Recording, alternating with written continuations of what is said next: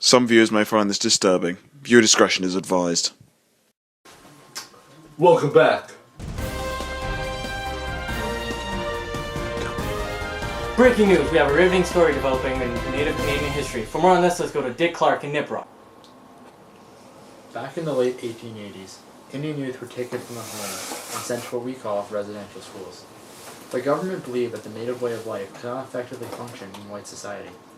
With this belief in mind, government officials mandated that Indian children were required to attend these schools in order to assimilate them towards white culture.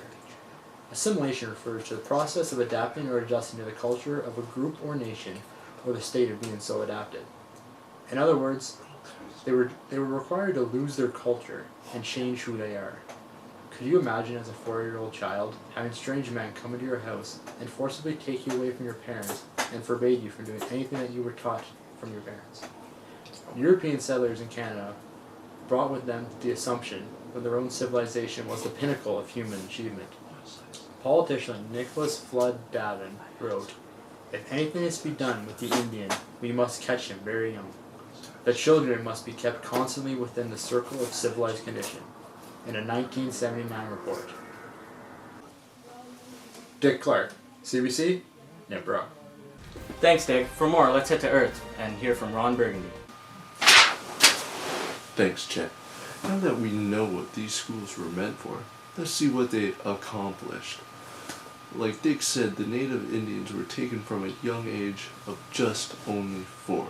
They were forcefully placed into these schools where they lived there for 10 months a year away from their parents and family members. Even brothers and sisters at the same school rarely saw each other because all activities were segregated by age. The native children were taught to follow Christianity and English away from their counterparts of their own culture and their own language. An example of this is when upon arrival at the schools, they, if fair hair, very long hair, they would have cut it because, well, 2 reasons: for hygienic reasons, just to get the hair out of the way, and 2, more assimilation, because hair is seen as very spiritual in the native community. It's kind of ironic too that these schools were structured around an aggressive assimilation policy when these schools failed to meet the basic standards of living. They abuse them relentlessly, even rape them, which is just an awful crime of itself. They were punished for speaking their own native tongue. The children also were called by numbers. Like, that's not even assimilation, that's just dehumanization. This destroyed their sense of self and well-being, so after leaving these schools, or if you were lucky, escaping them, the survivors were never the same. Back to you. Thanks, Ron. Now to conclude this story, let's go to John Oliver in Ottawa. The significant trauma that was caused by the residential school system is still a relevant topic in Canadian society today. Currently, the survivors of residential schools are being recognized by the Canadian government, and a number of efforts have been made to deal with the trauma that was inflicted upon these individuals. Most notably, the Canadian government publicly issued a formal apology to the victims of the horrendous residential school system, and have acknowledged the fact that it is a dreadful part of our history. As well, the government has been settling cases for many of the survivors by providing them compensation for their traumatic experiences. These compensations, called common experience payments, were made available to residential school students who were still alive as of May 30th, 2005. The amount of money that was made available to these survivors consists of nearly $10,000 for the first year they were in school, along with $3,000 for each year after that. It has been estimated that nearly 105,000 cases has been acknowledged, along with $1.6 billion worth of payments as of September 30th, 2013. It can thus be concluded that the Canadian government has dealt with this horrible part of our history in a classy manner in order to provide the survivors with what they deserve. John Oliver, CBC, Ottawa. Welcome back To Master Debaters where we talk about hardcore topics. and have hardcore debates. Today's topic's on... The connection between residential schools and April Rain Tree. Oh yeah! Let's debate. Alright, today's contestants, we have Alvin, Simon, and Theodore. Alright guys, let me explain the rules. Each player will get about 30 seconds to explain why they think April Raintree has a connection with residential schools. And then afterwards, you, the viewer, get to unload your votes and decide who wins. The Master Debaters. Alright, our first contestant today, we have Alvin. Hey. Okay. Alright, so we're gonna get 30 seconds to finish, which, honestly, I don't think you can last that long, but you know what? Good luck. Alright. Well, when relating the trauma inflicted on members of residential schools to the novel April Raintree, it can easily act as one of the most important aspects of the entire story. As you may already know, April's parents were survivors of the residential school system themselves. Due to their traumatic experiences, they became heavily addicted to alcohol, which deemed them unfit as good parents.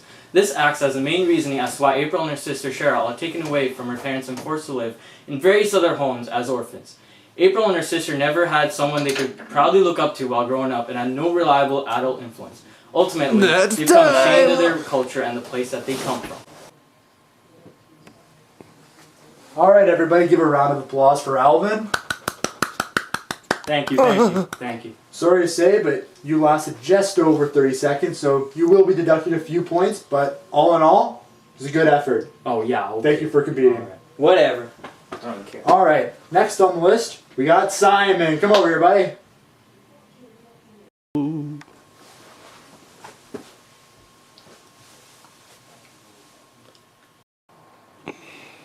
Alright, Simon. Same rules apply to you. You're going to have 30 seconds, which I know you can handle. Good luck. No. You know what? I'm tired of listening to that garbage about their parents' addiction. In my opinion, the most accurate correlation that residential schools have with this novel is how April and Cheryl were taken away from their parents to live with someone else who doesn't appreciate them. The DeRochers are a prime example of how April and Cheryl's life is similar to that of the life of a residential school survivor. Being taken away from your family and friends is always something that has a major effect on someone's life. Parents or guardians are the ones who mold children to people they are as adults. Whether or not you are going to a residential school or foster home, the lack of family causes a person to make certain decisions and become who they are. Alright, you know what? Thanks for having me. I appreciate the opportunity.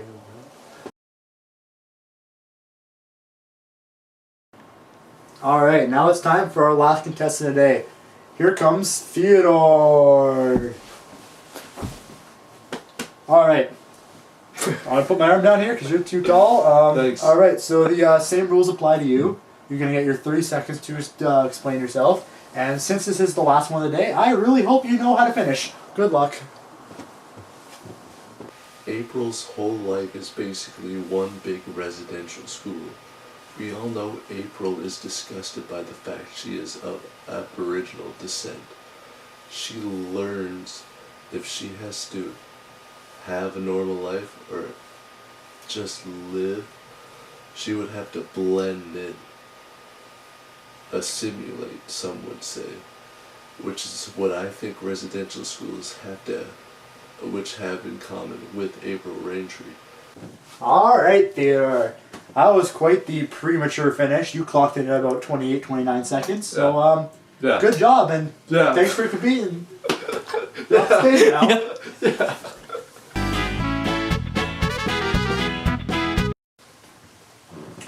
Alright, sorry about that issue with Theodore, but problem solved. Yeah.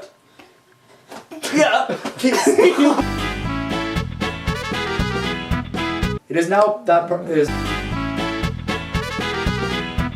now the time of the show where all you schmucks out there get to vote for who you think should win the Master Debaters. Alright, ladies and gentlemen, the results are in. And it's time to see who has won. And the winner of the 15th season of Master Debaters is Alvin! Rich anyways. After 30 hard seconds, it is my honor to give you, Alvin, this award. Oh my god, I'd like to thank all my fans. Thank you. Speech, Thank speech, you. speech, Thank speech. you. Speech. Thank you. All right. Okay. Good. All right, ladies and gentlemen, that's all for today's show. I hope everyone enjoyed, and I'll see you next season. Yeah. Yeah. Yeah. Hey, this was really fun. We hope you liked it too. Seems like we've just begun when suddenly we're through. Goodbye, goodbye, good friends, goodbye. 'Cause now it's time to go. But hey, I say, well, that's okay. 'Cause we'll see you very soon, I know. Very soon, I know. Goodbye, goodbye, good friends, goodbye. Goodbye. And tomorrow, just like today, the moon, the bear, and the big blue house will be waiting for you to come and play.